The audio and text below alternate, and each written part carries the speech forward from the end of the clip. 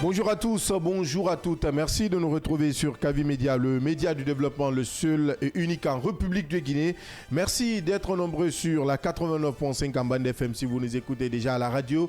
À la télé, vous nous regardez sur Kavi TV, c'est le canal 249. Si vous êtes sur le bouquet Canal+, sur StarTimes, tapez simplement le numéro 113, les numéros 113 et 779 pour être au cœur de cette émission. Merci également de nous pratiquer via notre site d'information, info.com, sur notre application mobile Kavi Média, disponible sur Play Store et App Store, sur les réseaux sociaux notamment Facebook. Vous êtes sur Kavi TV, sur nos différents réseaux TikTok, Instagram, YouTube. Vous tapez simplement Kavi Média et vous êtes au cœur de nos différents programmes. Au menu de ce lundi, le débat sur la candidature au nom du général Mamadi Doumbouya refait encore surface au sein de la sphère sociopolitique guinéenne. Et cette fois, c'est un ancien membre du Front anti-troisième mandat d'Alpha Condé qui prend position. Maître Pépé Koulimou, avocat au barreau et président de l'Alliance pour le renouveau national ARN, invite le président Mamadi Doumbouya à se porter candidat, désormais membre de la coalition des coalitions et mouvements soutenant l'homme du 5 septembre 2021. Maître Pépé Koulimou et ses pairs sont convaincus que seul lui pourrait avoir la solution aux problèmes guinéens. La politique et son cortège de surprises. L'homme, si tout va bien, a des arguments et c'est notre premier invité de ce lundi. Nous parlerons aussi des mines. Sur les 15 prochaines années, la Guinée veut impulser un véritable développement à travers ce secteur. Une gestion responsable des ressources minières pourrait permettre au pays de créer un pont vers la prospérité. Les mines considérées comme un levier incontournable pour le développement social, industriel et économique de la Guinée, le programme Simandou 2040 se veut un pont vers la prospérité. Cette opportunité, les autorités guinéennes entendent bien la saisir. Mais comment faire des mines le point de départ pour le développement tant souhaité? Nous recevons pour vous ce matin M. Abdoulaye Souma. Il est doctorant en politique budgétaire et fiscale des industries extractives dans les pays en développement, fondateur du cabinet INREX SARL et promoteur du club Modélisation africaine MAM, j'y arrive. C'est notre invité deuxième invité de ce mardi. Voilà entre autres sujets à débattre pour ce nouveau numéro du Scanner. Installez-vous confortablement. Bienvenue sur le média du développement.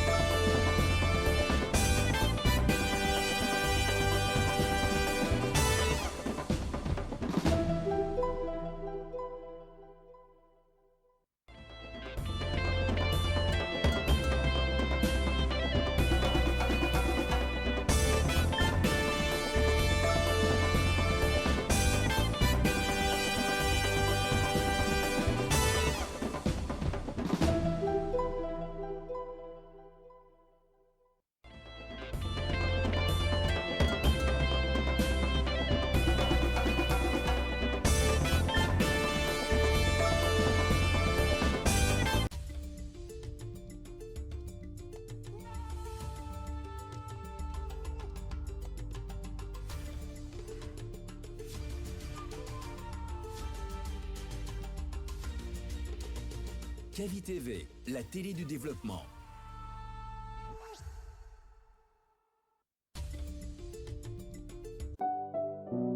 Le village en même temps en ville, c'est la magie de Kavi TV, la télé du développement. Le village en même temps en ville, c'est la magie de Kavi TV, la télé du développement.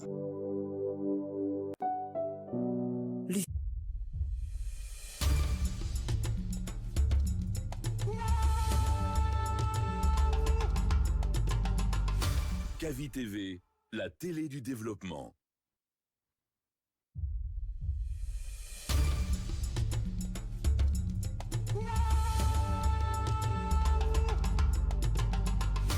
Kavi TV, la télé du développement.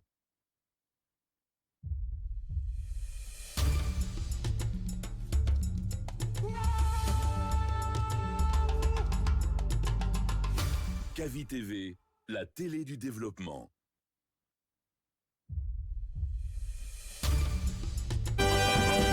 Merci de nous préférer sur l'ensemble synchronisé de nos médias. Merci d'être des nôtres dans cette émission, le scanner sur l'ensemble de nos canaux de diffusion. Vous le savez déjà, le seul et unique média de développement en République de Guinée. Et autour de moi, avec moi, les débatteurs de chaque matin qui vous aident à comprendre l'actualité majeure. Yaya Diallo, bonjour. Bonjour Abdallah, bonjour à tous. Bonjour Mohamed Leba. Bonjour Abdallah, bonjour à tous. Bonjour Mohamed Ba, le PM. Bonjour Abdallah, bonjour à tous. On commence cette matinée avec beaucoup de nouvelles, il faut se le dire. J'ai vu comme ta photo pour le mariage. Je ne vais pas polémiquer parce que ce n'est pas l'ordre du jour. On va parler de politique, c'est mieux. Sinon, ça va être chaud pour toi. On a assez de problèmes, monsieur le PM. Concentrez-vous sur les priorités. Non, vous savez, dans ce pays, il y a plusieurs façons de diriger un pays. Il y a plusieurs façons de donner du bonheur à son peuple, à sa population, à ses compatriotes. Quand on parle de mariage, on sait, mariage, il ne suffit pas seulement de parler de l'union entre un homme et une femme. Il y a plusieurs valeurs qui se trouvent dans un mariage. Donc, pour le moment, comme nous sommes au sommet de l'État, on ne se permettra pas de rentrer. Parce que ceux qui n'ont pas vécu cela ne connaissent même pas. Exactement, ça c'est notre point aussi de passage qu'il faut apporter la précision encore. Mais comme on parle de la primature, il faut parfois aller mollo sur la pointe des pieds pour ne pas casser des œufs. Allez, c'est déjà compris. Nous on parle maintenant de politique. On va aller, si tout va bien tout à l'heure, avec notre invité. Il sera au téléphone parce qu'on va trouver un plan B. C'est aussi ça les embouteillages de Conakry. Maître Pépé Koulémou est président de l'Alliance pour le renouveau national. Avec lui, nous parlons de cet appel, ou cette invitation à l'endroit du président Mamadi Doumbouya pour les futures élections. L'avocat et acteur politique invite le président de la République à se présenter pour les futures élections. Parce que pour lui, c'est le seul qui puisse répondre aux aspirations du peuple de Guinée. Si tout va bien avec la réalisation, est-ce que Maître Pépé Koulémou est déjà au bout du fil? En attendant, on a suivi cette sortie de Maître Pépé Koulémou. Absolument, connu pour ses sorties fracassantes, caustiques, quelquefois contre-productives. D'ailleurs. Oui. Je pense que nous sommes dans une... C'était quand même un fervent défenseur de la Constitution, ne l'oublie pas. Il était membre du FNDC. Laquelle? La Constitution sur Alpha. Jusqu'à un certain moment. Il fut député à l'Assemblée nationale. C'est ce que je dis. Je rappelle un peu l'histoire. Merci. Donc c'est pourtant dire que c'est des positions intempestives. Vous l'avez rappelé ici, oui. Il était avec certains. C'était pour avoir une position. Finalement, il se retrouve au niveau de l'Assemblée nationale comme par enchantement.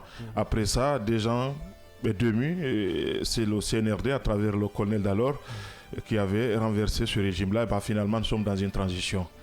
Je crie comprendre qu'il faisait partie de ce qui observaient, ceux qui sont dans l'observation, ils sont nombreux, ces acteurs politiques qui brillent de par leur silence assourdissant face à ce qui se passe, parce qu'à un certain niveau, il faut prendre position. Il n'est pas interdit de soutenir le général Doumbouya, mais il n'est pas non plus interdit, à un certain niveau, quand on n'est pas d'accord, de dire qu'on n'est pas d'accord ouvertement et assumer sa position. Son opinion, c'est important. Son opinion. Oui. C'est ça aussi la République. Oui. Alors, nous l'avons suivi à travers une sortie médiatique, entourée, dit-on, de ses collaborateurs dans une alliance, parce que nous avons quand même connu plusieurs alliances sous le CNRD.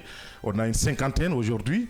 Des alliances, quelquefois, vous vous posez même la question sur la quintessence même de la constitution de ces alliances-là, politiquement parlant.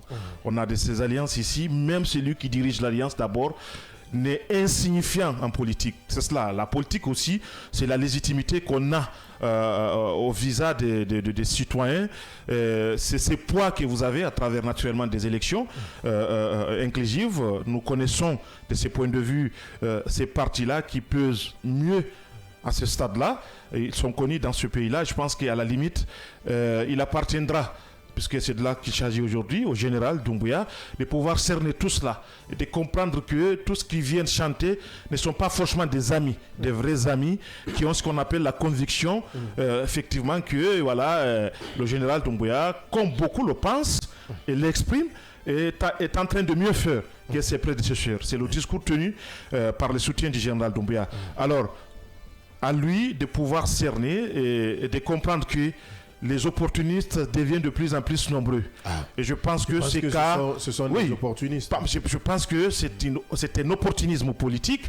Beaucoup sont dans ce sens-là. Et nous verrons beaucoup aussi qui vont sortir de l'ornière parce qu'il s'agira là de prendre position et qui vont certainement surprendre agréablement ou désagréablement l'opinion publique. Donc, je pense qu'à la limite, aujourd'hui, nous avons connu des mouvements dès les premières ères du CNRD. On ne peut pas considérer ces mouvements comme étant des mouvements opportunistes. Ce sont des gens qui, dès les premières ères, ont dit « Nous soutenons ouvertement le général Mamadi Doumbouya et le CNRD. » Nous connaissons ces mouvements-là. Quoi qu'on en dise, ce sont des mouvements qui sont là dès au début.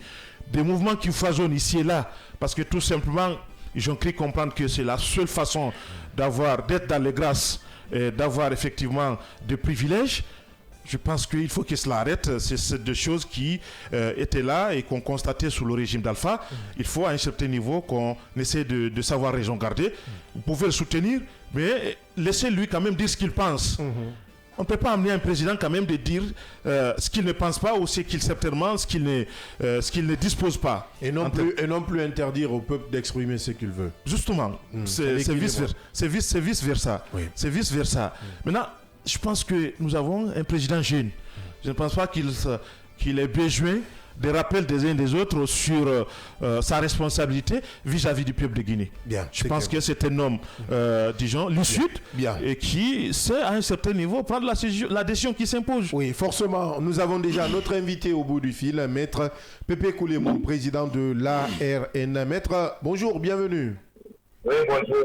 Merci d'accepter notre invitation malgré votre calendrier chargé et vos différents combats pour nous rejoindre ici dans ce studio.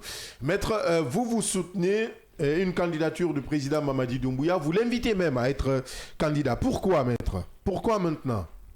Voilà, je vous remercie. Et vous le savez, autant que moi, ce n'est plus que moi, que chaque citoyen a sa condition politique. Chaque formation politique a ses objectifs. Lorsque, dans le processus politique, vous vous rendez compte qu'il y a un Guinéen comme vous qui est en train de réaliser des objectifs qui sont déjà, que vous êtes déjà affinés dans l'intérêt du peuple de Guinée, nous ne trouvons pas important d'aller contre ceci. Nous trouvons intéressant, en ce cas, puisque les mêmes objectifs que nous avons, depuis la création de notre parti Alliance pour le renouveau national, nous nous sommes toujours battus pour la moralisation de la gestion de la chose publique. Nous nous sommes toujours battus pour la moralisation de l'administration publique. Et plus généralement, la prise en charge de toutes les questions qui intéressent la vie de la nation guinéenne. Plus particulièrement, les intérêts du peuple de Guinée. Nous nous sommes rendus compte que depuis 1958 à maintenant, des gouvernements se sont succédés. Et chaque gouvernement a pu faire ce qu'il a pu.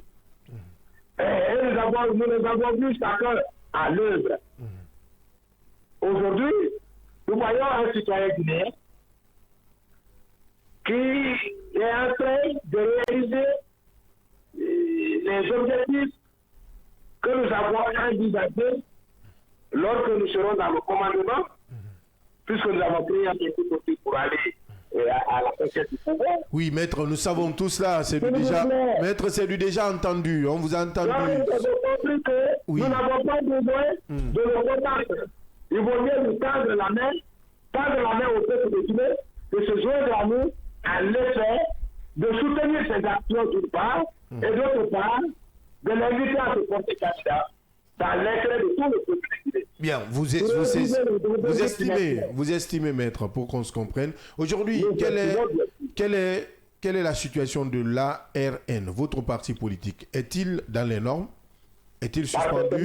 Est-il en observation? Quel est le statut même de votre parti? Le parti politique est effectivement dans les normes. Et vous verrez, Dans quel parti? Vous êtes dans quelle catégorie? Vous êtes dans quel lot? Vous êtes dans quelle catégorie? Parti en observation, parti suspendu, ou vous ça va, tout va bien chez vous?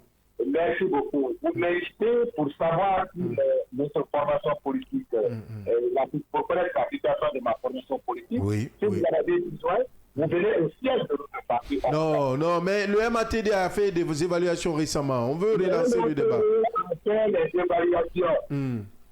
Et les documents, excusez-moi, les documents qui avaient été déposés, vous savez, le MATD est passé dans des sièges des partis politiques. Et d'autres partis politiques n'avaient pas été incités à recevoir le MATD. Nous avons contesté, nous avons demandé aux autorités du MATD que parmi les 26 ou 30 partis politiques qui n'avaient pas été visités par le MATD, nous titurions. Nous leur avons dit de venir visiter nos sièges. Donc vous êtes dans le lot des partis suspendus, hein, c'est ça? Qui n'ont pas été évalués. Ou qui n'ont pas été évalués. Vous n'avez pas été évalué. Il y a trois, je crois, il y a le lot des partis non évalués. C'est cela. Nous sommes dans cette catégorie des partis qui n'avaient pas été évalués. Yeah. Parce que nous venons d'être évalués. Bien. Le mois de janvier, nous venons d'être évalués. Est-ce que cela signifie aux yeux du MATD que vous, votre parti, sur la cartographie quand même des partis politiques, n'existe pas? Les partis politiques sont partout à travers le pays, à travers la Guinée, parce que tous les documents sont déjà déposés au MATD.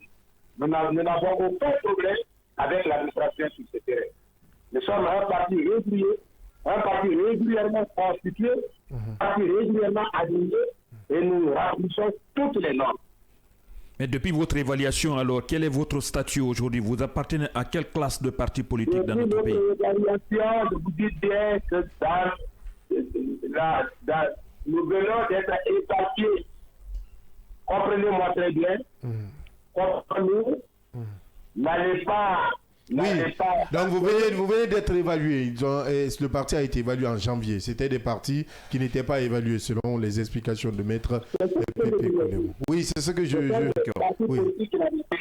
Vous savez, le téléphone est sur haut-parleur. On a du mal à bien vous cerner. Si vous enlevez le téléphone sur haut-parleur pour qu'on puisse mieux échanger, ça va nous aider. Oui, c'est ce qui nous fatigue un peu.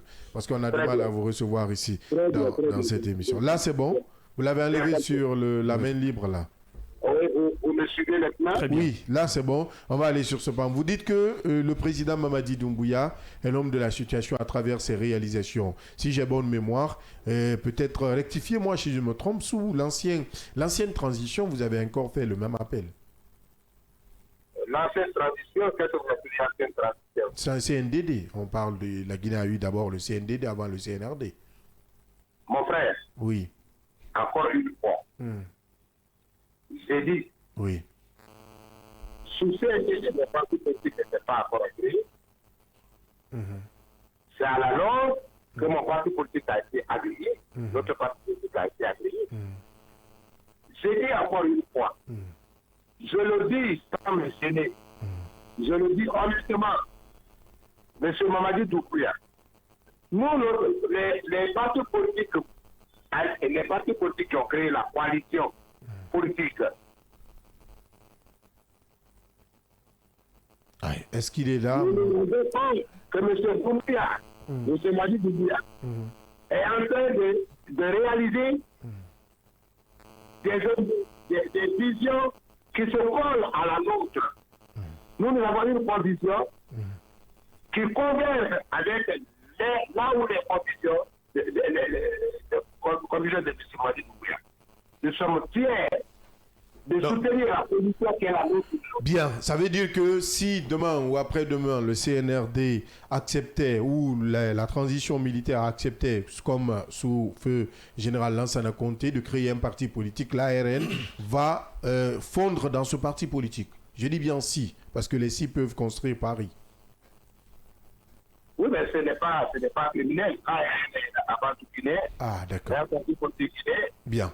Oui, il y a été là. Estime que, en raison du programme de notre parti politique, s'il estime que les objectifs de notre parti politique, ou tout parti politique, appartenant à cette coalition,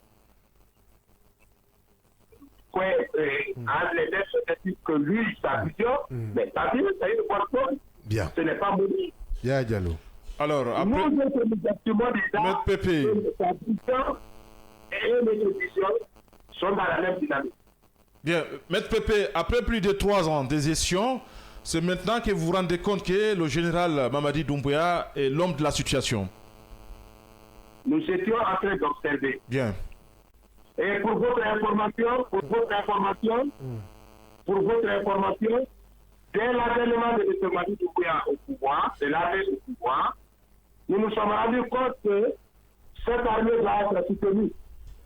Nous nous sommes rendus compte que le CNRD doit être soutenu en vue d'atteindre ses objectifs. Parce que leur réussite est la réussite de tous les Guinéens. C'est pourquoi nous avons créé, en ce moment-là, d'ailleurs, nous avons créé à l'époque le CPR, le collectif des partis politiques pour une transition réussie. Nous avons créé ça il y a longtemps. Maître, vous pouvez vérifier aux articles derrière la télé. à l'analyse de vos propos, vous venez de rappeler tout à l'heure, vous étiez en observation. Ça veut dire que c'est face à plusieurs hypothèses que vous observiez. Dites-nous ces hypothèses-là, parce que vous êtes arrivé à une conclusion. Ça veut dire qu'il y avait plusieurs hypothèses que vous observiez à l'époque. Très bien, très bien. Lorsque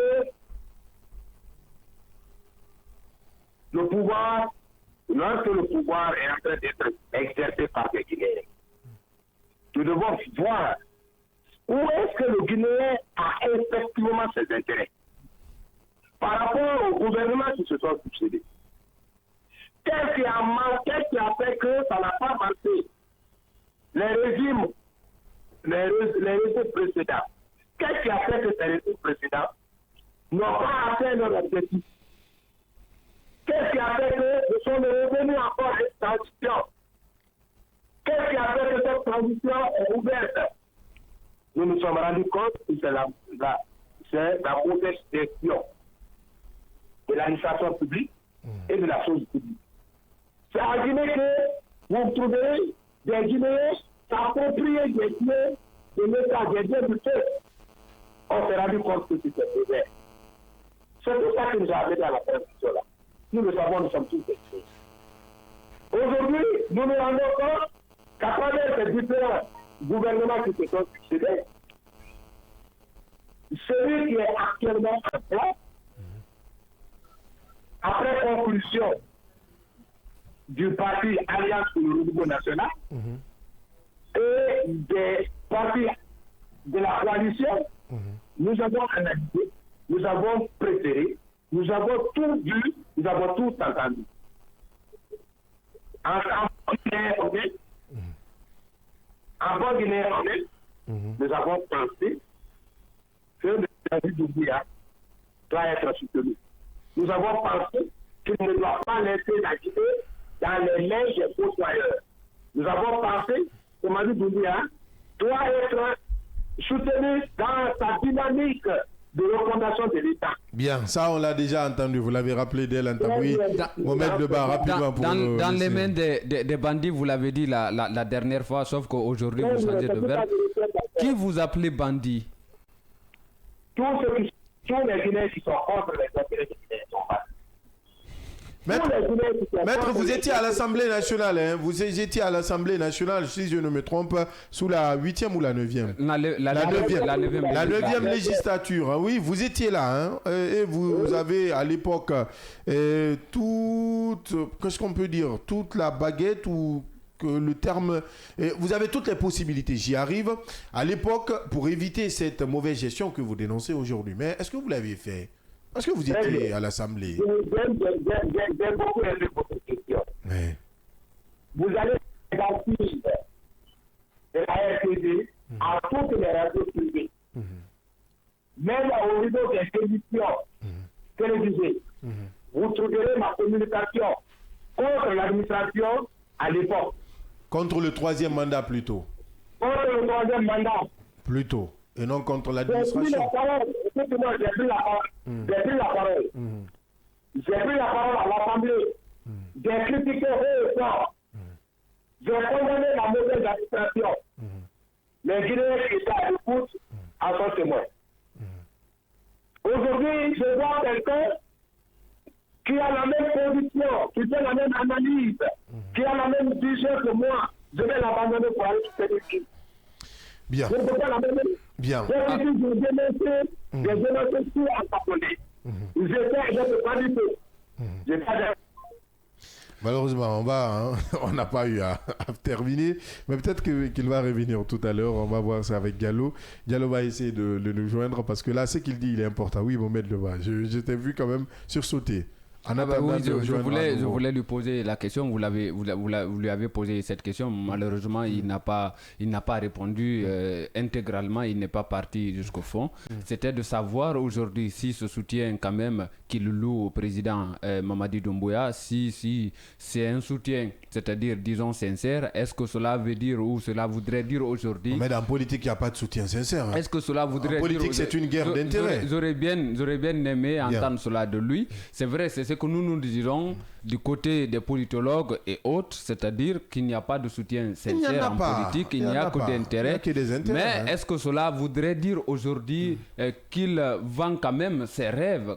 Parce que la vocation de tout leader politique, c'est d'accéder quand même à la magistrature suprême. Nous avons vu Kassori Fofana ici, je crois que c'était en 2019, avant le double scrutin. Je crois bien, où le moment où il avait quand même dit ouvertement qu'il avait fondu quand même son parti au sein du RPG Arc-en-Ciel. Après cela, nous savons ce qui s'est passé après. Est-ce que c'est la même chose aujourd'hui qui est en train de guetter l'homme, Maître Pépé Koulemou? On attendra bien de la voir. Question d'intérêt toujours. On attendra bien de la voir. Ou bien tout simplement parce qu'il s'inscrit tout simplement sur cette liste aujourd'hui d'autres politiques qui sont quand même en train de... Oui, il n'a pas fait individuellement. Hein. Il est au sein d'une coalition, des coalitions et mouvements politiques qui soutiennent aujourd'hui le président de la République. Oui, Maître, vous répondiez tout à l'heure à cette question, savoir notamment, vous étiez à l'Assemblée nationale, que faites-vous à l'époque pour éviter que cette mauvaise gestion que vous dénoncez aujourd'hui? Oui, je disais que tout ce qui était en Guinée à l'époque, ou même en dehors de la Guinée, qui écoutaient les œuvres de l'Assemblée nationale, m'ont bien entendu. J'ai toujours dénoncé la mauvaise gestion de la chose publique. J'ai toujours dénoncé la mauvaise administration publique. J'ai toujours demandé aux administrateurs de changer. Je suis allé jusqu'à dénoncer en disant en République de Guinée, il y a 4 régions naturelles.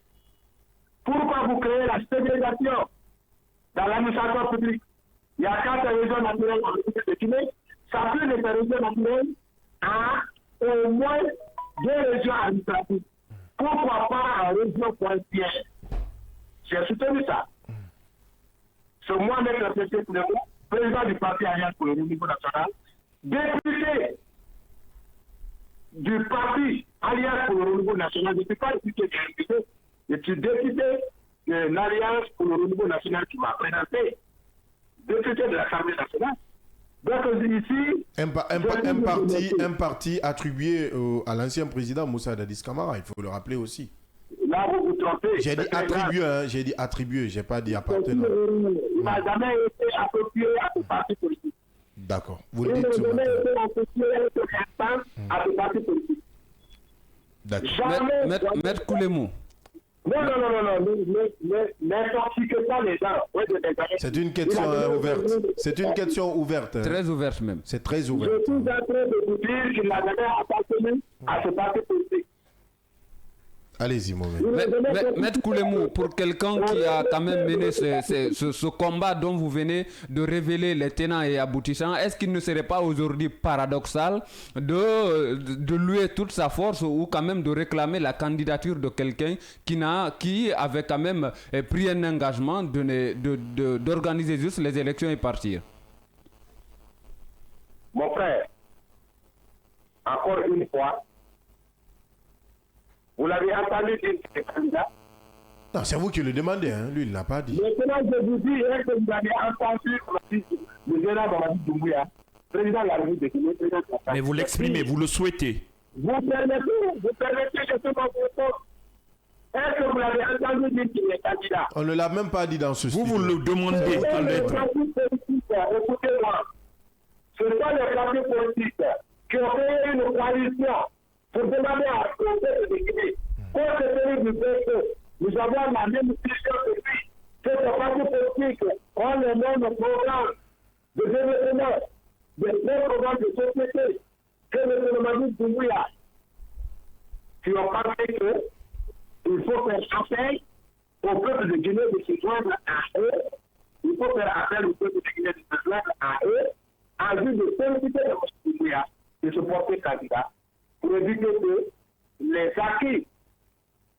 acquis que nous sommes en train de voir soient tous les par des Guinéens qui ont déjà montré leur politique dans l'administration publique. C'est bon, c'est la vérité. Maître Pépé Oulémou, président de l'ARN. Dernière question, Yaya, pour le laisser aller. Alors, Maître, vous l'avez rappelé tantôt, il faut plébisciter le général au regard d'un certain nombre de résultats probants. Vous l'avez rappelé ici. Dites-nous pour combien de temps ce plébiscite?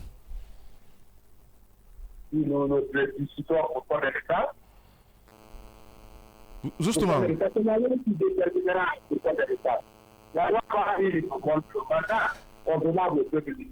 Mais vous ne parlez pas au nom du peuple de Guinée, vous donnez votre avis, c'est votre avis qui est sollicité là. Maître.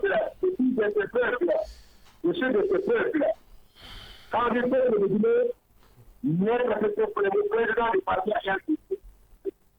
au niveau national, fait partie de ce peuple. Mais vous ne parlez pas. Malgré qu'il ne peut pas décider à la place de ce peuple. Mais je suis de ce peuple. Vous n'êtes pas non plus son porte-parole. Je suis la mère d'un Guinée, je ne dis pas que je suis le plus important. Ce qui vous revient de droit. D'accord. Bien. Ce qui est déjà compris. Oui. Bien. Bien. Ce qui est déjà compris, Maître Pépé Oulémou, président du parti ARN, Alliance pour le Renouveau National. Merci, Maître, d'être intervenu dans cette émission. C'est moi qui vous remercie. Vous l'avez déjà compris, sans transition, nous on va parler tout à l'heure de mine avec notre second invité. Nous avons reçu tout à l'heure pour vous Maître Pépé Oulémou. On parlait notamment de cette invite faite à l'endroit du chef de l'État, le général Mamadi Doumbouya, pour sa prochaine, pourquoi pas probable candidature aux élections, aux futures élections en République de Guinée. Vous l'avez déjà écouté, vous avez largement compris sa position. Nous parlons de mine. Sur les 15 prochaines années, la Guinée veut impulser un véritable développement à travers ce secteur. Une gestion responsable des ressources minières pourrait permettre au pays de créer un pont vers la prospérité. Les mines considérées comme un levier incontournable pour le développement social, industriel et économique de la Guinée, le programme Simandou 2040 se veut un pont vers la prospérité. Certes, cette opportunité, les autorités guinéennes entendent bien la saisir. Mais comment faire des mines le point de départ pour le développement tant souhaité? Nous recevons sur ce plateau et dans ce studio M. Abdoulaye Souma. Il est doctorant en politique budgétaire et fiscale des industries extractives dans les pays en développement. M. Souma, bonjour, bienvenue. Bonjour. Merci d'accepter notre invitation. C'est à moi de vous remercier et de dire bonjour à tous vos milieux auditeurs ici et ailleurs. Merci. Merci d'accepter cette invitation. On parle des mines, vous parlez d'extraction minière, de ressources minières, de pont vers la prospérité. Aujourd'hui, vous estimez qu'à travers les mines, un pays peut bien se développer, la Guinée peut bien se développer, mais il faut changer d'approche. Oui. Avant d'aborder ce sujet, je crois qu'il faut juste faire un petit rappel parce que c'est extrêmement important. Ce rappel, c'est quoi? Il y a deux grandes écoles dans le monde. La première école est celle au sein de laquelle on forme les ressources humaines pour pouvoir juste leur donner les outils de travail. Elles vont juste appliquer ces outils après en amont ou en cours ou en aval, ceux qui ont conçu ces outils viendront exactement faire les évaluations, viendront faire les adaptations suivant le contexte et les réalités. Ça, c'est la première école. Maintenant, il y a une deuxième école au sein de laquelle les outils qui sont conçus, ceux qui sont censés les utiliser, ces ressources humaines, naturellement, peuvent changer la trajectoire de ces outils, peuvent les adapter selon l'écosystème interne et externe.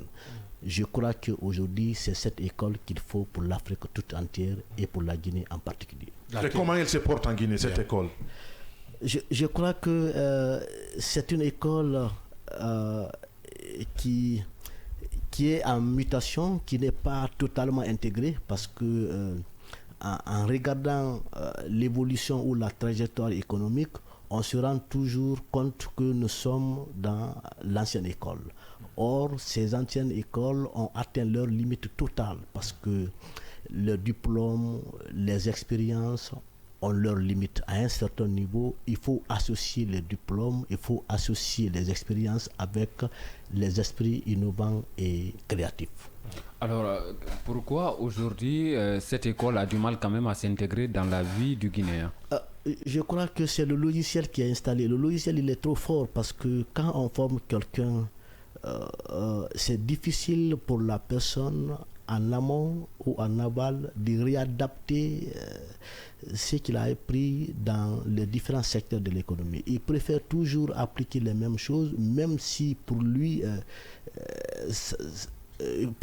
il croit toujours que ça donne les mêmes résultats. Or, en regardant exactement les indicateurs, on se rend compte que ça devrait être changé ou ça devrait être associé à d'autres éléments plus qui pouvaient vraiment donner plus de résultats que les anciens outils. Est-ce que d'autres facteurs exogènes ou sociologiques aussi n'affectent pas le bon fonctionnement des résultats issus de ces écoles? Naturellement, parce que en fait, les écoles n'apprennent pas à créer et à innover. Oui. Les écoles n'apprennent pas à innover et à créer. Oui. Les écoles font quoi alors? Les écoles nous donnent l'information et les outils. Maintenant, à un certain niveau, parce que l'école, c'est le cadre formel. Ce sont les formations conventionnelles qui donnent exactement l'offre de formation. Mais cette offre de formation doit être retravaillée pour répondre aux exigences sociales, civilisationnelles et culturelles. Est-ce que les doctrines alors, on ne devrait pas changer alors de doctrine parce qu'on a l'impression, ça devient une question de doctrine, une question de courant qui pourrait être adapté au cas guinéen afin d'arriver à ce bon résultat. Je crois qu'il y aura un courant. Au fil du temps, il y aura un courant. Et c'est pas loin. Monsieur Souma, on va arrêter de philosopher. On va aller carrément sur les termes miniers. Aujourd'hui, vous parlez de mines. Moi, je ne suis pas né en 1958, mais ce que je sais, je suis né et j'ai vu ces wagons transporter de la bauxite. J'ai grandi, j'ai étudié dans ce pays, toujours la bauxite est transportée. Mais mon pays n'arrive toujours pas à impulser un véritable développement. Vous estimez, vous l'avez déjà dit en philosophant, que peut-être que l'ancienne stratégie n'a pas marché, il faut changer de stratégie. Concrètement, avec les termes miniers, qu'est-ce qui n'a pas marché? Soit avec les contrats miniers, soit avec les revenus sur les mines, soit avec d'autres facteurs que nous, bleus, nous qui ne sommes pas professionnels dans le domaine, ne maîtrisons pas. Je vous remercie. En fait, d'abord, il faut camper le débat. Nous allons le décliner en 3 étapes. La première étape, il faut faire l'état des lieux du secteur minier et peut-être du secteur agricole. Et le deuxième niveau, il faut parler des ressources minières, comment elles peuvent-elles enclencher le développement de la Guinée. Et le dernier niveau de communication, c'est par rapport aux retombées socio-économiques, industrielles, techniques et technologiques des ressources minières. Quand je prends le premier niveau qui concerne l'état des lieux, aujourd'hui, les mines constituent près de 80% de nos exportations annuelles. Et elles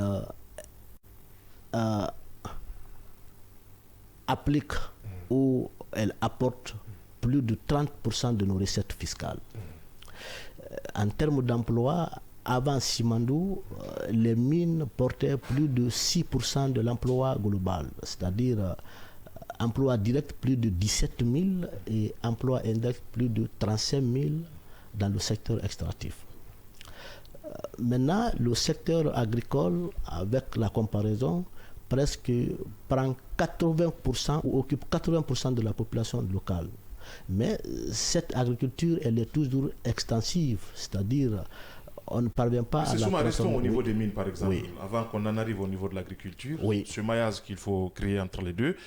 Dites-nous, plus de 30% de recettes fiscales sont générées par le secteur minier et que le taux d'emploi ne dépasse pas 7%. Pourquoi ces contrastes? Pourquoi ces paradoxes? Et que faut-il faire pour essayer d'élargir la chaîne de valeur? C'est là l'importance de notre débat. Je crois que on va mieux l'appréhender au niveau du deuxième point, parce que c'est ce qui constitue le fondamental. Si vous me le permettez... Allez-y, on va vous laisser dérouler après, on revient sur les questions. Quand vous prenez l'agriculture, souvent c'est ce point qu'il faut d'abord voir. Comme je le disais tantôt, elle occupe près de 80% de toute la population entière, mais celle-ci, elle est toujours à l'étape extensive. Et elle apporte plus de 5% de nos exportations annuelles. Maintenant, ce qui veut dire que la Guinée est à la fois un pays minier et un pays agricole, parce qu'il y a beaucoup d'atouts qu'elle peut vraiment exploiter en passant par les deux secteurs plus primaires et secondaires. Donc, à ce niveau, je crois qu'aujourd'hui, en regardant la situation réelle de la Guinée, c'est là où d'ailleurs je salue les nouvelles autorités, parce que tantôt quand on parle, les uns et les autres ne parvenaient pas à comprendre. Il faut exactement passer par les revenus du secteur extractif pour pouvoir booster toute l'économie guinéenne. C'est ça. Comment Oui, oui, allez-y avec la question de... en fait, c'est très simple. C'est cette question qui m'amène automatiquement à aborder la deuxième partie de notre débat. C'est-à-dire les ressources minières, comment elles peuvent-elles favoriser le développement de la Guinée. C'est là que le débat est important aujourd'hui pour la Guinée avec sa situation réelle. Parce que ce n'est pas pour faire un jugement avec tous les régimes précédents, non. C'est juste tirer des leçons pour pouvoir vraiment nous asseoir et discuter afin d'orienter nos politiques minières à son élan réel, nous permettant vraiment d'engager les revenus. Nous, notre école, elle propose la modélisation africaine, le MMA. C'est-à-dire cette école va totalement donner une nouvelle trajectoire du secteur minier en disant quoi? Pour avoir les revenus, il faut que vous soyez capable de concevoir et appliquer les actifs miniers. Après cette phase, il y a un deuxième niveau, il faut que vous soyez capable exactement de faire des applications diverses de ces actifs dans les autres différents secteurs de l'économie. Et un troisième niveau, il faut que vous soyez capable d'adapter ces différents actifs ou en tenant compte des circonstances ou des contraintes internes et externes pour les innover. Ce sont ces trois schémas aujourd'hui que la Guinée, d'ailleurs toute l'Afrique, doit appliquer pour qu'il y ait exactement l'atteinte du vrai potentiel du secteur minier. Parce que le premier modèle, en passant par les redevances minières, les impôts, les taxes et les tickets, pour un projet minier d'une durée de vie de 30 ans ou 15 ans ou 40 ans, cet ancien modèle ne vous donnera que maximum 2 à 3% de tous les flux que vous devriez obtenir. Qu'est-ce que vous appelez ancien modèle pour les auditeurs et téléspectateurs? En fait, c'est très simple. Un investisseur vient par exemple chez vous, c'est lui qui prend les possibilités de faire la valorisation des ressources minières, c'est lui qui construit toutes les infrastructures, c'est lui qui développe le projet minier et enfin c'est lui qui exploite. Vous attendez en amont les redevances, les impôts, les taxes. Si vous restez dans ce schéma, les impôts, les taxes pour ce projet minier, vous n'aurez que 2% de tous les flux. Les 98% de tout ce que vous devriez obtenir reviendront à ceux qui sont propriétaires ou copropriétaires des différents éléments que nous avons appelés actifs miniers et industriels. Okay. Vous avez dit tout à l'heure que vous voulez innover. Vous avez votre modélisation, type de modèle que vous voulez apporter à la Guinée pour pouvoir améliorer. Quel est le contenu sur le plan pratique? Quel est le contenu de ce modèle? Ensuite, à quel niveau vous comptez l'appliquer? Est-ce que c'est au niveau primaire ou à un niveau encore beaucoup plus intéressant ou à un niveau beaucoup plus avancé? En fait, c'est très simple. Aujourd'hui, les réalités sont là. Le modèle que nous pensons a été déjà appliqué partiellement en Guinée. Le premier régime, le feu Sékou Ahmed Touré, il l'a appliqué. En ce moment, ils n'ont même pas fait de grandes études. Le projet CBG, ce projet correspond intégralement à une partie de ce que nous appelons modélisation africaine. Détaillez-nous un peu la partie. Regardez aujourd'hui les actifs de la CBG. Allez-y à la CBG. Vous demandez la cité. La cité, les ports. Le port, les rails. Ça appartient intégralement à l'État guinéen. Et ce premier régime, ils n'ont pas fait assez d'études sur ça, mais ils l'ont compris. Ce sont ces éléments-là que nous avons appelés actifs. Si dans un projet minier, les ports ne vous appartiennent pas, les rails ne vous appartiennent pas, les infrastructures d'extraction ne vous appartiennent pas, vous n'êtes pas propriétaire des activités navales, vous n'êtes pas propriétaire des activités aériennes et ferroviaires, attendez-vous seulement à 2% de votre projet minier. Vous pensez que ce n'est pas le cas, par exemple, pour Simandou? Simandou, on n'a pas... Parce qu'on n'a pas les documents, on ne sait pas quel est le contenu du document. C'est un peu tôt de parler réellement. Est-ce que Simandou sera... C'est un projet qui sera différent de ce qui s'est passé du côté de la CBG? Je crois que c'est ce qui doit être l'idéal. Simandou doit, parce qu'aujourd'hui, il faut passer intégralement par les ressources minières afin d'investir dans les différents secteurs de l'économie. Sans ça, la Guinée va encore continuer à traîner.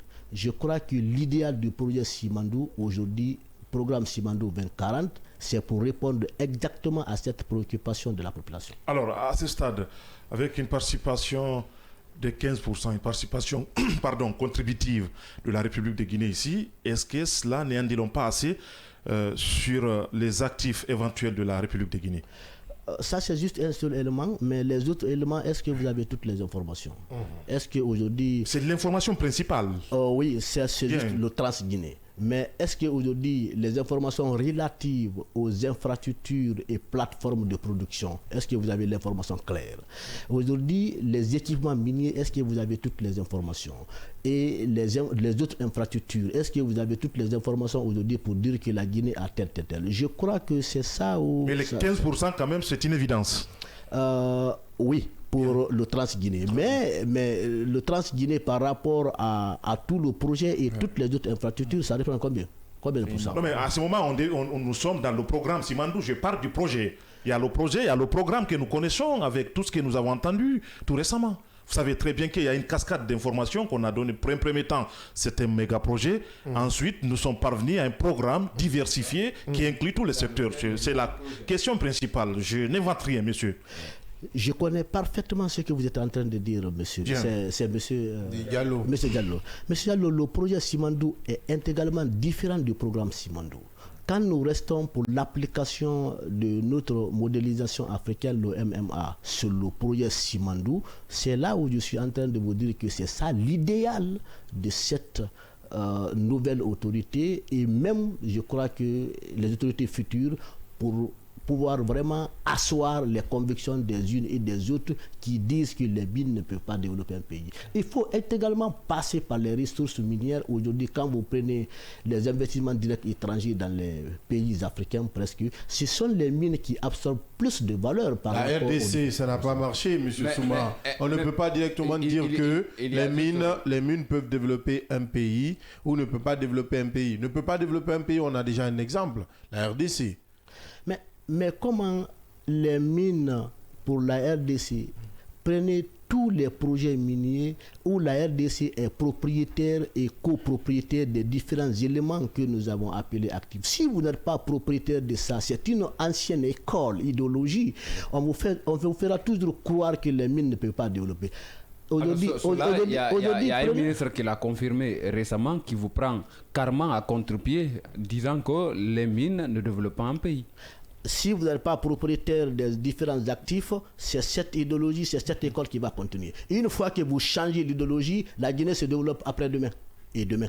C'est très clair. Vous avez dit, par exemple, avec votre modélisation, vous avez donné un pan du contenu de votre modélisation, c'est-à-dire arriver à avoir devenir propriété des infrastructures au niveau de la CBG et propriétaire. Vous avez parlé des rails, c'est évident. Vous avez parlé de la cité, c'est une évidence. Le port également. Mais au-delà de cela, quel type de modélisation, quelle valeur avait votre modélisation qui peut apporter quelque chose, par exemple, pour Simandou et d'autres sociétés minières dans notre pays qu'on peut utiliser également? Si cela n'a pas été le cas du côté de la CBG. Mais les compétences immatérielles, aujourd'hui, si la Guinée était capable d'élaborer des normes et standards d'évaluation du secteur extractif, aujourd'hui, ça peut être un actif. Aujourd'hui, la stabilité du pays de la Guinée relève de qui? C'est la Guinée qui assure. Si la Guinée était capable aujourd'hui de revaloriser la stabilité du pays, ça pourrait être réparti exactement en fonction des projets miniers, parce que s'il n'y a pas de stabilité, il n'y a pas d'exploitation. Si aujourd'hui la Guinée était capable de revaloriser exactement sa stabilité parce qu'elle est bien assurée, on est vraiment tranquille là. Mais ça, c'est un investissement qui peut rapporter des milliards à la Guinée. Alors, par rapport à la mobilisation, quand même, disons des ressources publiques, parce que c'est de ça qu'il s'agit. La dernière fois, lors de votre conférence annuelle, vous l'avez largement évoqué. Quelle politique aujourd'hui a épousé pour la Guinée pour s'en sortir? C'est ça exactement notre, je crois, deuxième point. C'est par rapport à ça, parce que l'objectif fondamental de la modélisation africaine, ils sont trois. Il faudrait que nous ayons des sources fondamentales internes et externes de revenus. Les revenus ont manqué à l'Afrique, particulièrement à la Guinée. Donc, pour nous permettre d'avoir des revenus, il faut que la Guinée soit capable d'être propriétaire et copropriétaire des actifs d'ailleurs dans tous les secteurs de l'économie. Ça, c'est le premier objectif. Le deuxième objectif, il faut que la Guinée soit capable d'avoir des sources fondamentales d'innovation, et ces sources-là, qu'elles soient internes ou externes. C'est extrêmement important pour la Guinée aujourd'hui et d'ailleurs pour toute l'Afrique. Le troisième niveau d'objectif, il faut que la Guinée ait des leviers de créativité. Ces leviers-là, qu'ils soient internes ou externes. Ce sont ces trois objectifs que nous avons vraiment déclinés en passant par le Fonds souverain minier lors de notre dernière conférence annuelle au sein du ministère de l'économie et des finances. Les trois objectifs ont 4 finalités principales. Aujourd'hui, qu'est-ce qui fait que la Guinée n'a pas une classe moyenne dans l'économie? Pouvoir vraiment supporter le fardeau fiscal et l'offre globale ou la demande globale. C'est cette absence qui est causée exactement par la non-maîtrise des différents actifs, les différentes sources d'innovation et les différents leviers de créativité. C'est très très clair. Ça, c'est la première finalité. La deuxième finalité, qu'est-ce qui peut vous permettre d'avoir une industrie florissante, prospère? Si vous ne maîtrisez pas la technologie, vous n'êtes pas propriétaire des actifs, vous ne pouvez pas les concevoir, vous ne pouvez pas les évaluer. qu'est-ce qui peut vous permettre d'avoir l'industrie? C'est impossible. Bien. Et enfin, la quatrième finalité, qu'est-ce qui peut vous permettre de développer la technique, la technologie aujourd'hui si vous ne maîtrisez pas les différents actifs dans tous les secteurs de l'économie? Et d'ailleurs, c'est ce qui fait qu'on peine même avec l'agriculture. Bien, ce qui est compris. Notre invité de ce matin, le second, M. Abdoulaye Souma, il est doctorant en politique budgétaire et fiscale des industries extractives dans les pays en développement, fondateur du cabinet INREX SARL et promoteur du club Modélisation Africaine MMA. Il est notre invité de parcours pour ce lundi. La pause derrière, on se retrouve pour la suite de ce débat qui porte essentiellement sur les ressources minières en République de Guinée. Ne zappez surtout pas.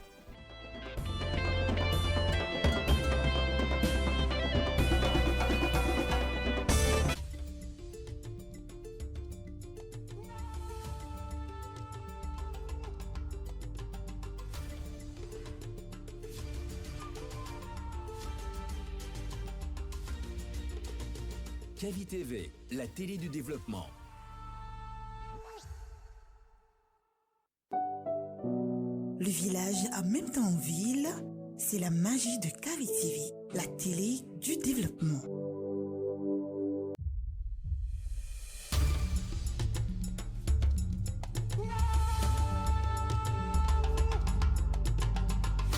Cavi TV, la télé du développement.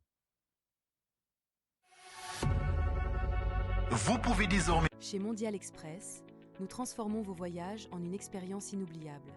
Faites confiance à notre expertise pour des services de qualité supérieure. Grâce à notre service d'assistance visa, simplifiez toutes vos démarches administratives à travers nos experts. Avec notre service billetterie, réservez vos billets pour toutes les destinations du monde avec facilité. Profitez de notre flotte de véhicules modernes et fiables pour tous vos déplacements à travers notre service de location de véhicules. Grâce à notre service d'évacuation sanitaire, comptez sur notre service réactif et professionnel pour vos besoins médicaux à l'international.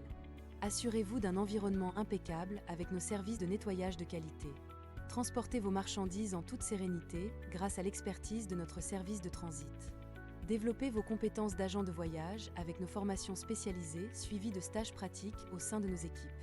Contactez-nous dès aujourd'hui au plus 224 613 00 39 69 ou au plus 224 613 00 39 70.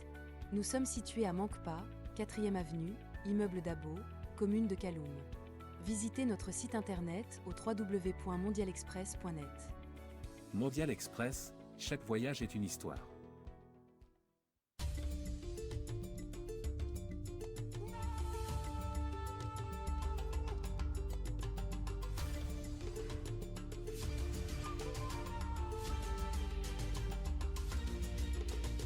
Cavi TV, la télé du développement.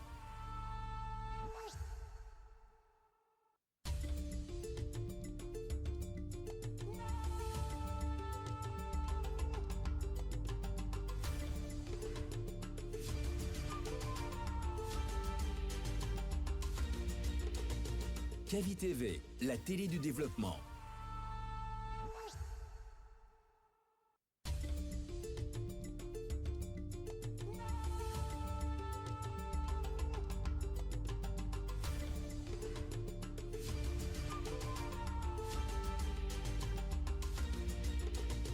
Cavi TV, la télé du développement.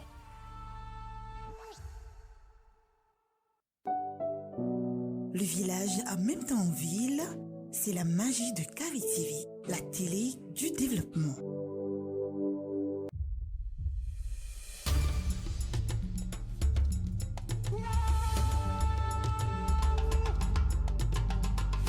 Cavi TV, la télé du développement.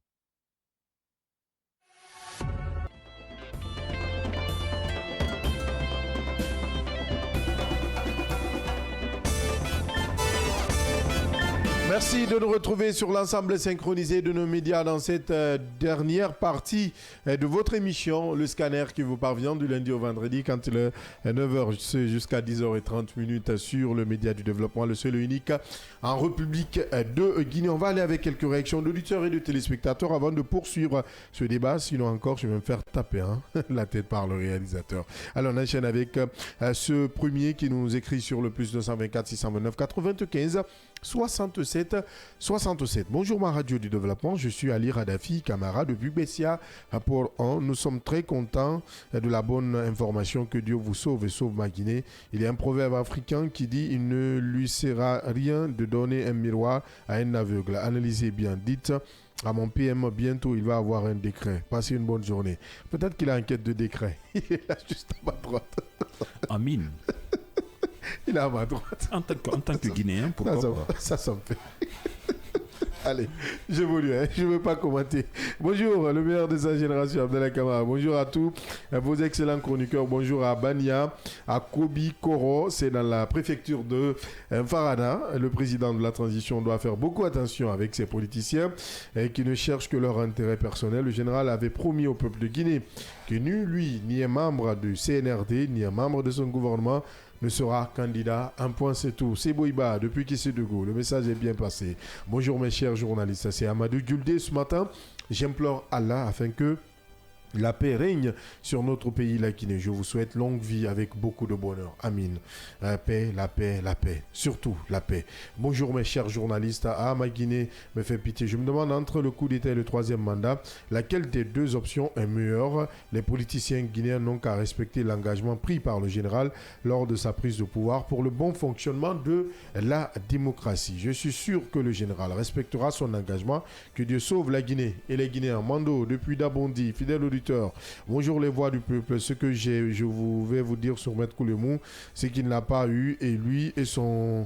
Non, on va éviter. On ne parle pas de justice là. Ça, c'est deux mondes différents, mon cher ami. Bonjour le scanner. Ibrahima Dantamba. Si jamais le colonel, il est général, le général écoute ce genre de personnes qui n'ont que leur intérêt, et pour trahir son discours, il sera le seul devant l'histoire. Une pensée aux camarades Fonike, Bilo et Marwan. Une pensée à nos frères qui jusque-là restent introuvables. Bonjour Kavi Media, c'est Souleymane TSD depuis Tombolia. Ce qui concerne les mines, à plus de 60 ans, ça ne bouge pas dans notre pays. J'espère que c'est l'agriculture que peut développer la Guinée et non les mines. Monsieur Souma, vous avez entendu, c'est un auditeur qui nous écrit. Bonjour, salam à vous et salam à mes parents de Dalaba, Dintingamboulia, dans Kama, dans mon village natal.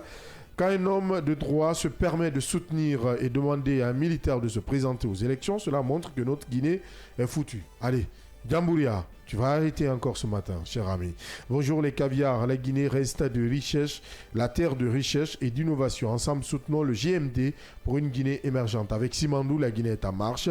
Sila Ruchek, depuis Bessia, nous ne disons pas le contraire. Nous voulons que Simandou soit une belle opportunité de développement. Il a une question, Mamadou Alpha Djambouraou, des questions pour vous. Il dit quelles sont les stratégies que le gouvernement doit mettre en place pour que le peuple bénéficie directement des ressources minières. Ça, c'est la première question. Est-ce qu'il est possible que tous les citoyens soient payés par mois quand nos mines sont bien gérées? Deux questions d'un auditeur. Je le remercie parce que, d'ailleurs, je m'attendais à cette question parce que au niveau de la modélisation que l'on a signalée, je prenais juste l'exemple, avant de revenir à sa question, je prenais juste l'exemple sur la CBJ.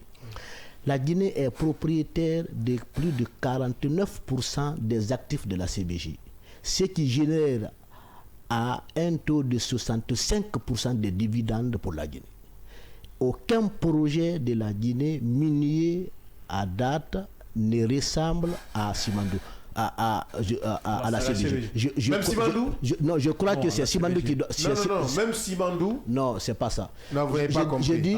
Vous n'avez même pas compris ma question, monsieur Souma. Je dis aucun projet à date ne ressemble à celui de la CBJ. En attendant de connaître le contenu du Simandou. Même Simandou? Je crois que c'est Simandou. Il a parlé du projet Simandou. C'est Simandou qui... Attention. C'est Simandou qui... projet. C'est Simandou qui doit dépasser le projet de la CBJ. On connaît déjà les actifs, il y a à la rappeler, 15% du côté du projet Simandou. Vous parlez de 49. On n'a pas toutes les informations sur Simandou. À date, c'est très difficile de se prononcer sur Simandou. À date, je crois que Simandou doit dépasser la CBJ. À date, vous estimez? Oui, c'est ça l'idéal. Pour le moment, merci. Ça c'est l'idéal que vous exprimez peut-être, mais probablement, moi, de votre côté, comme vous le dites, mais je pense qu'il est très difficile de se prononcer largement sur Simandou comme on peut le faire du côté de la CBG. Parce que les documents, c'est les documents qui parlent. Et ce qui a été le cas de la CBG. Et la CBG existe déjà, il y a longtemps. L'idéal, je crois que tout le monde doit faire des prières pour que les actifs du projet Simandou... Pas de prière, on doit s'y mettre. Non, c'est un travail, parce que c'est un travail. Remercions d'ailleurs l'équipe qui a vraiment mené le projet pendant toutes ces années. Elle est en train de bosser. Le document, on n'a pas le document, on ne sait pas il y a quoi dedans. C'est difficile de se prononcer. Ce sont des experts nationaux et internationaux qui ont travaillé sur ce projet. Je crois que Simandou doit dépasser le projet CBG. C'est très clair, parce que ce sont nos experts internationaux et nationaux qui ont travaillé sur le projet. Jusqu'à la preuve du contraire, nous croyons que ce projet dépasse largement celui de la CBG. Ils sont nombreux que parmi ces experts des Guinéens qui ont fait des hautes études, qui sont aujourd'hui à la maison centrale. Attention. Oui. Bon. On peut avoir confiance à nos experts, à nos hommes qui ont fait des grandes études, mais on peut vraiment se méfier encore à ces grands messieurs. C'est deux aspects différents. Moi, je parle de l'aspect technique du projet Simandou. Vous parlez des techniciens encore. Okay. Bien. Oui, l'autre question. Pour la question. Est-ce qu'il est possible que tous les Guinéens soient payés par mois quand nos mines sont bien gérées? Mais tout le monde sera payé directement et indirectement par le projet Simandou et d'ailleurs tous les autres projets miniers. Directement et indirectement. Directement et indirectement. Monsieur Souma, vous venez de dire tout à l'heure que vous n'avez pas tous les détails sur le projet, mais vous, quand même, vous osez dire dans ce studio et dans cette émission que tous les Guinéens peuvent être payés. Directement et indirectement. Mais vous n'avez pas le projet, vous n'avez pas le contenu. Expliquez-nous alors. Si on a fait appel à tous les experts nationaux, à tous les experts internationaux pour pouvoir asseoir les bases d'un tel projet gigantesque mondial, soyons rassurés que la Guinée va... Qui sont-ils, ces experts dont vous parlez? Qui sont-ils? Mais regardez le projet. On parle des experts, vous parlez des experts nationaux. Qui sont-ils? Parce que tellement vous les nommez, parce que vous chantez les louanges, vous pensez que ce sont des experts, disons, qui sont très spécialistes. Le comité stratégique Simandou, sous l'égide du ministre directeur Djiba Diakité, avec tous les autres conseillers, le ministère de l'économie et des finances... Djiba n'est pas un expert des mines. Non. Mais les directeurs de comment je peux dire ça, de cabinet au niveau de la présidence. Voilà, et le président du comité de pilotage. Voilà, mais aujourd'hui, on n'a pas besoin d'aller plus loin. Le projet a un tel niveau. Depuis combien d'années le projet traîne?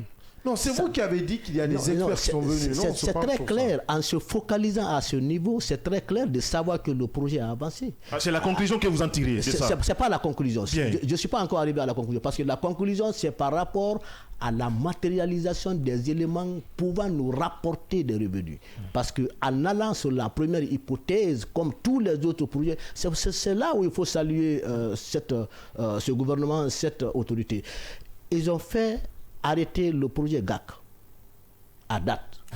Le projet GAC, ils ont osé l'arrêter. Pourquoi? Mais parce que les conventions ou les clauses sur lesquelles GAC devrait respecter ne l'a pas respecté et ils ont fait asseoir le projet. Aujourd'hui, il y a plus de 60 000 emplois qui sont vraiment arrêtés. Et c'est normal parce que si GAC n'a pas pu respecter... Vous avez dit 60 000 emplois. 60 000, oui.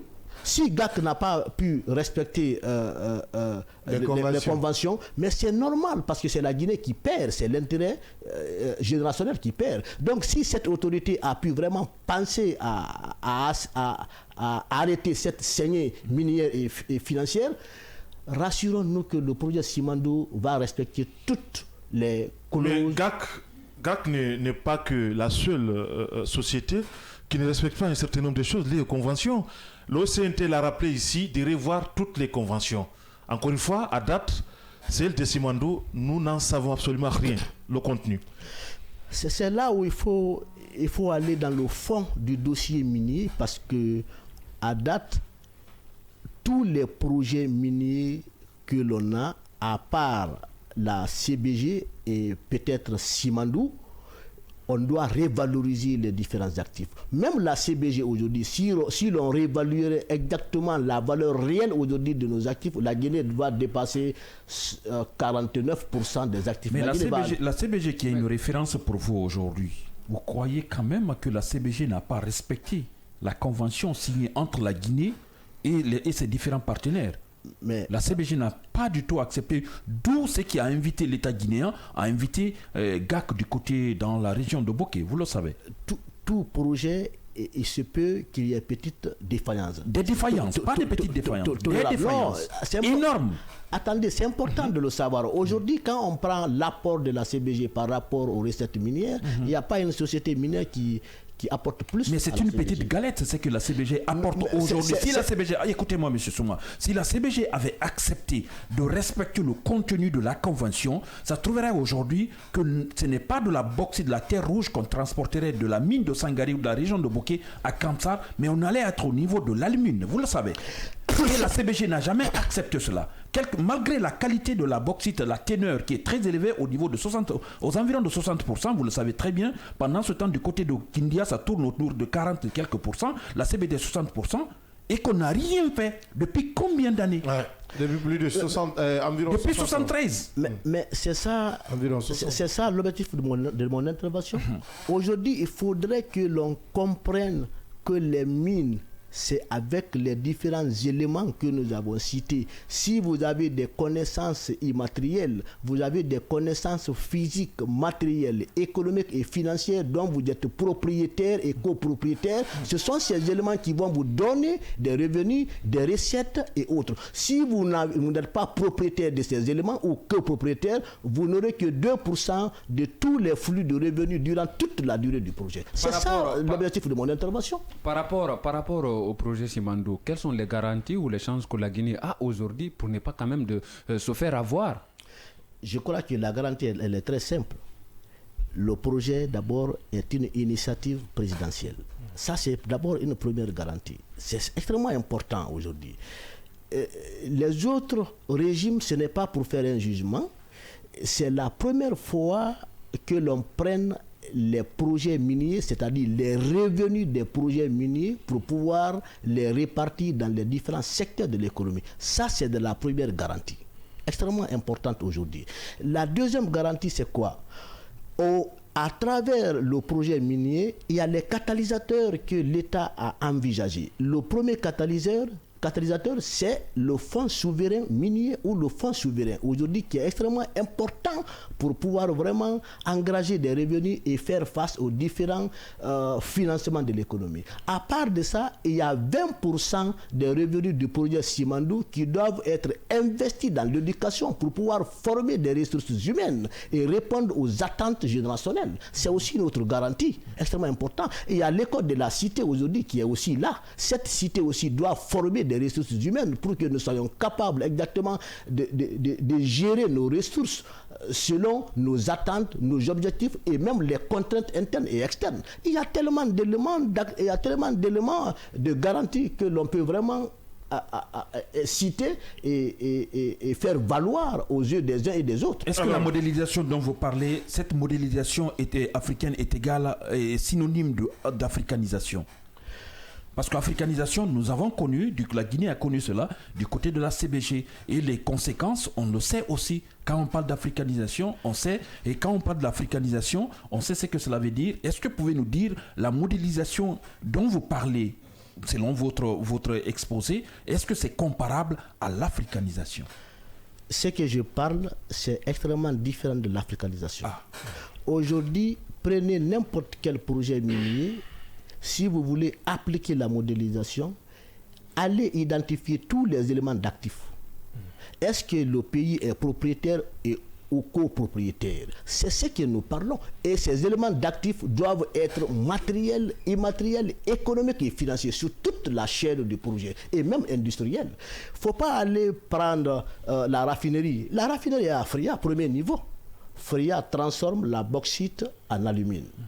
Mais depuis toutes ces années, jusqu'aux derniers éléments d'information, Fria n'a pu dégager qu'une seule fois les bénéfices. Cela a été bloqué aussi. Le développement devrait continuer. Oui. Vous savez très bien, à travers de la bauxite à l'alumine, on devrait arriver jusqu'au niveau de l'alumine. Abdallah, si vous vous souvenez bien, du côté de Dalaba, on devrait construire une usine qui devrait même produire des avions.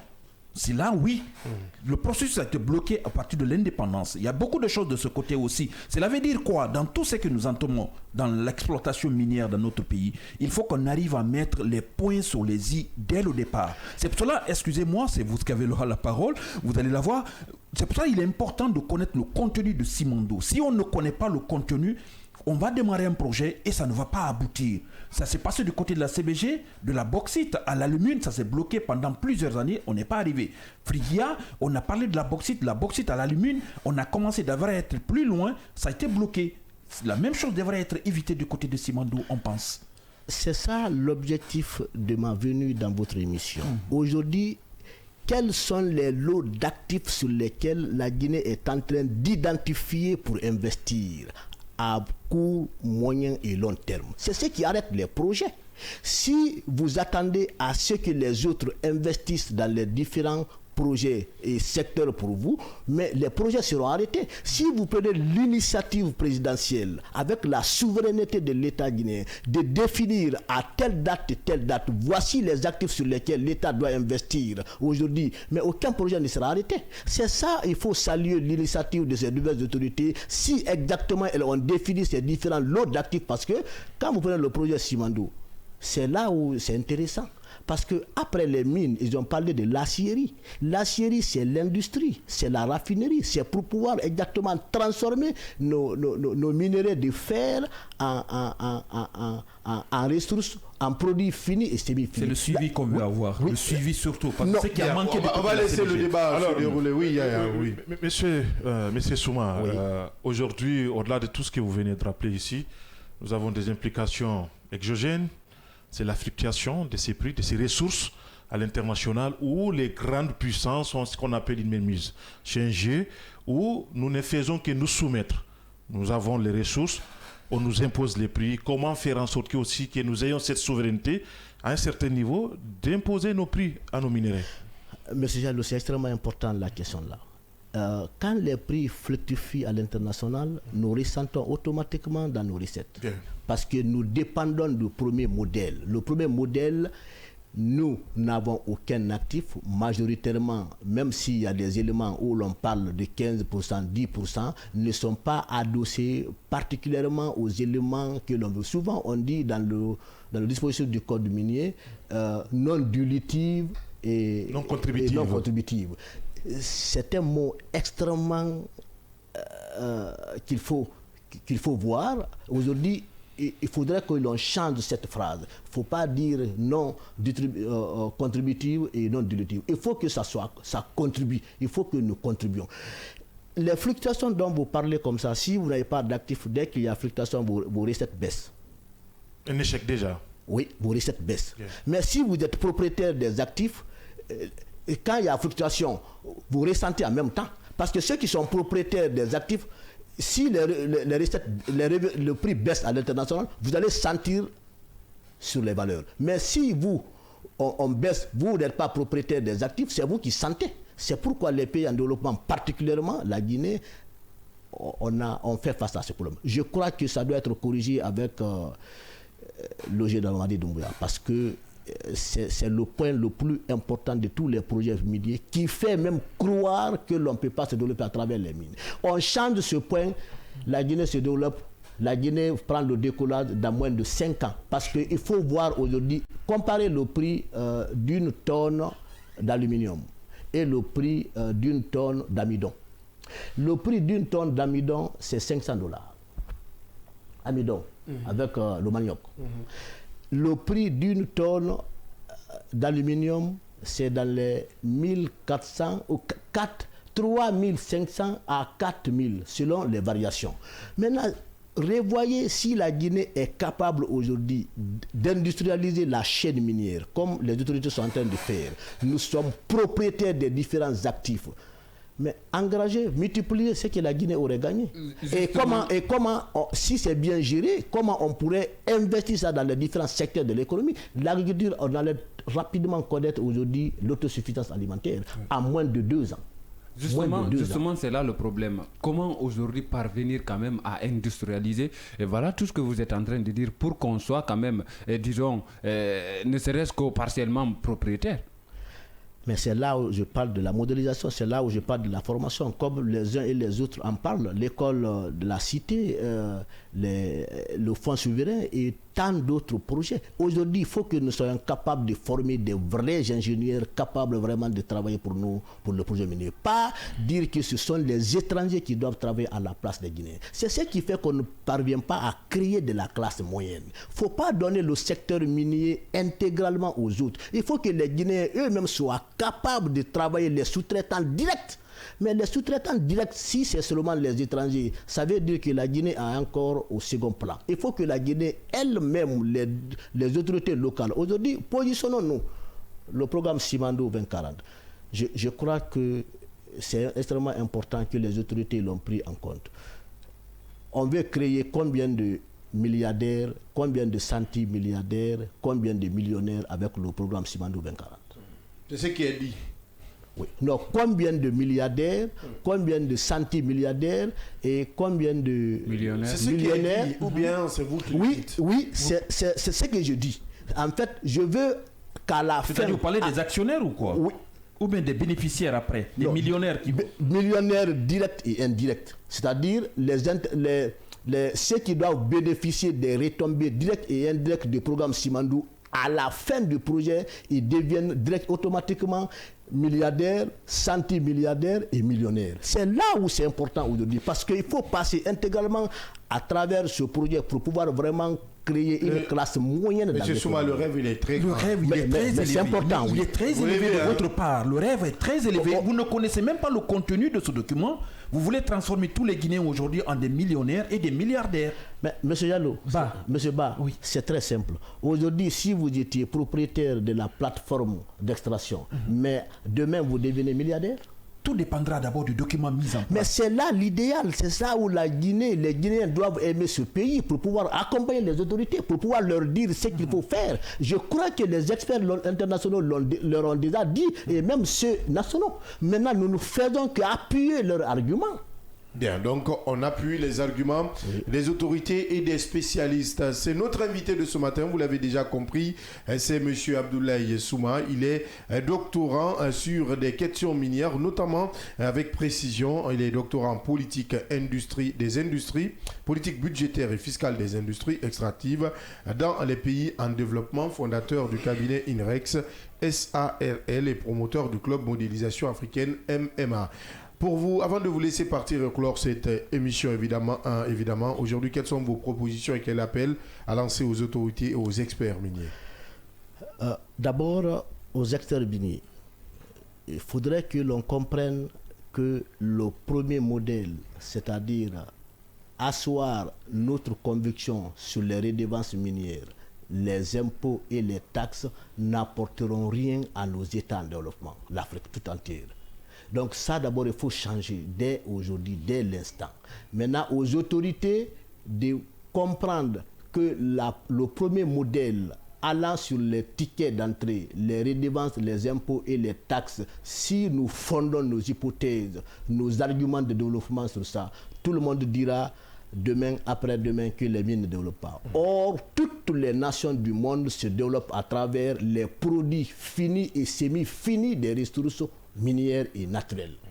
Donc, pourquoi nous qui en disposons la Guinée 2/3, nous peinons encore à décoller? Donc, mon message aux autorités, c'est de revaloriser aujourd'hui les actifs du secteur extractif et industriel, particulièrement les mines, pour pouvoir vraiment en revaloriser et prendre la copropriété sur certains actifs. Si nous ne sommes pas propriétaires, prendre la copropriété, ce sont des clauses qui sont déjà là depuis très longtemps, afin que la Guinée puisse découler dans moins de 5 ans. Bien. C'est mon message. C'est qui est déjà compris. En tout cas, merci M. Souma d'être passé dans cette émission Le Scanner.